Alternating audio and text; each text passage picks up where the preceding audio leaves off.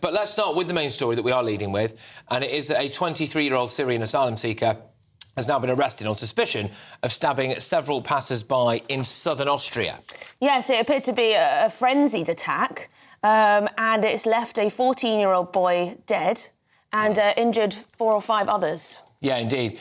2 others are remaining in hospital, and the suspect, who is yet to be named, has since been arrested. Just for a little bit of context, it, of course, comes just a couple of days after an Afghan asylum seeker, a failed Afghan asylum seeker who was known to police, killed at least 2 people in Munich and injured several others by driving a car through a crowd of people. And it also comes, doesn't it, just a couple of days after J.D. Vance, the Vice President of the United States, warned Europe about this exact thing. So, Should we get the thoughts now of former police detective Peter Blexley? Peter, thank you very much for joining us, especially at this time in the morning on a Sunday. Always great to have you on. Your initial impression, really, I mean, I'll be honest with you about what mine was. Here we go again, Peter. On a cold, hard mortuary slab lies the body of a 14-year-old child who was somebody's much-loved son, grandson, sibling, best friend in the world, classmate, and that young child will never be seen again. In neighbouring Germany, in another mortuary, lies the body of a young mother and her 2-year-old child. These people all killed, and many, many others seriously injured by horrendous, murdering monsters who, quite frankly, in my opinion, should not have been anywhere near Europe, but should have been back in the countries that they originated from. Well, yeah, I mean, Peter, what do we do about this? You know, you've got European leaders saying they're getting tough on this. You've got European leaders saying, you know, we're going to restore control of the borders and everything. What faith do Europeans have that our leaders can actually get to grips with this issue? I'm sick of the rhetoric, and I'm also deeply concerned because sources tell me that our courageous security services and counter-terrorism police are thwarting plots in the UK on an almost daily basis. We will be next, or we will be targeted for an attack like this very soon, I fear. And until we have politicians that grow a spine and turn the rhetoric into action, until we have a criminal justice system with courageous judges who will deport those who really should not be here, those with criminal convictions, those over whom we have reasonable reason to suggest they may be a threat. Until they are, quite frankly, and pardon my clumsy language, until they are rounded up, put on planes and deported, then this threat for us, all of us, is very real. Well, look, Peter, I'm sure you, like many people, are getting déjà vu, not simply because of what's happened a couple of days ago, but we all remember that period around 2016 and 2017 when Europe's floodgates first opened to a huge number of Syrian refugees. And what did we start seeing? Terror attack, terror attack, terror attack, terror attack. There was a period there where it really, really kicked off around Europe. And now, here we go again. There appears to be a bit of momentum behind this stuff. And let's be very clear about where we are at the minute, Peter, because this individual, were he in Britain and were he have to committed this attack in Britain, or were the Afghan from the other day to have committed this attack in Britain, we would have arrested them, we would try them in this country, we would put them in prison in this country, but we would still not be able to deport them, Peter. And that has to be wrong, surely. Of course it's wrong. And that's because over recent years and decades, the lunatic left, the hand-wringing liberals, so many of whom pollute our criminal justice system, either as lawyers or judges, have allowed this system to be abused.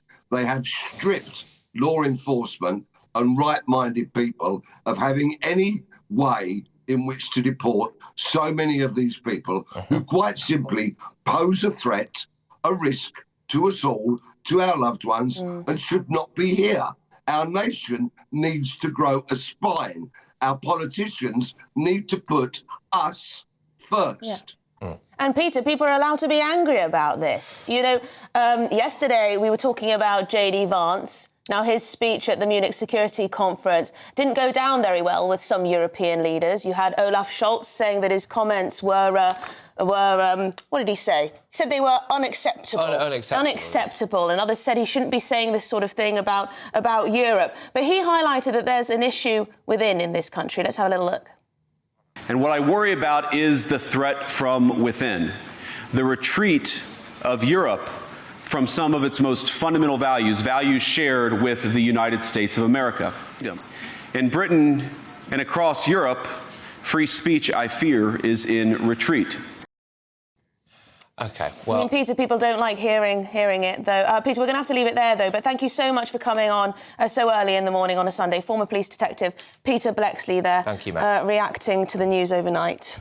Yeah, thank you, Peter. Always a pleasure to have his views. Michael, what do we know about this incident and how's the reaction?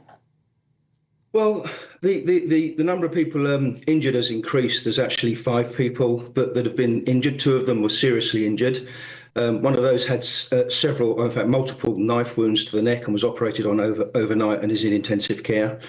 They say, the police are saying that there's no clear motive yet, but there have been several reports that said that the man was shouting Allahu Akbar as he ran through the streets in the town centre, what is a big tourism region, with a knife.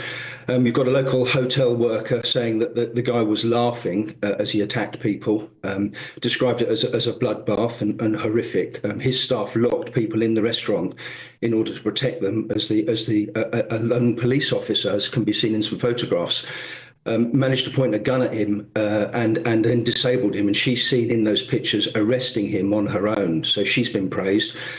Also praised, incidentally, is an Afghan delivery driver who apparently saw what was going on and ran the guy over and disabled him, in allowing the police officer then to point a gun at him and arrest him. So yeah, that was. Well, can I just say one of the things that always, I mean, you right across the detail of all of this, and that's great. But one of the things that always winds me up with these stories is that, you know, people on the left now are going to go, well, we've had the Syrian news stab people, but if we didn't have that Afghan delivery driver, who would have stopped him? Well, for me, that's not the point. Right, time and time again, we have these people doing this kind of stuff in the context. What is the mood like generally in Austria at the minute when it comes to? Are they a bit fed up of this stuff around Europe? Well, you can see that they are, because the Freedom Party, which had been languishing in the polls in the last election, which still hasn't formed a government, got 29%.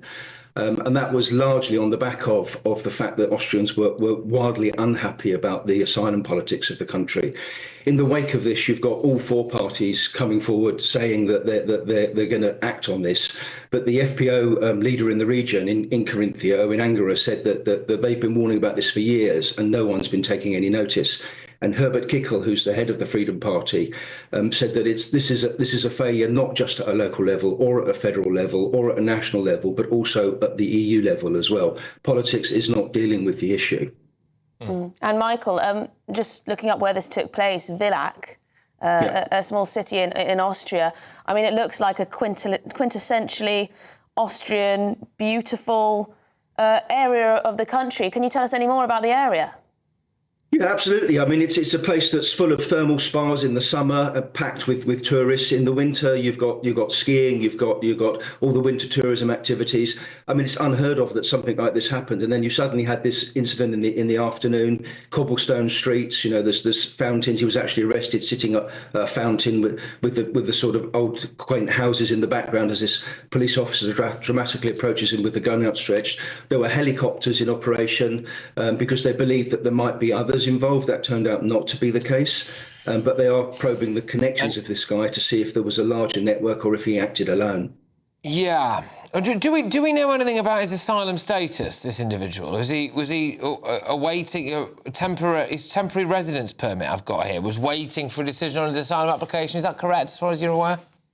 That is correct. Yeah, he was legally here. He was one of those people who had a pen. He actually had his asylum seeker card on him when he was arrested, and that's in contrast to the guy in Germany involved in the attack in Munich, who was a failed asylum seeker but was still in the country, and apparently wouldn't have been so difficult to find because he was an influencer, a fitness influencer.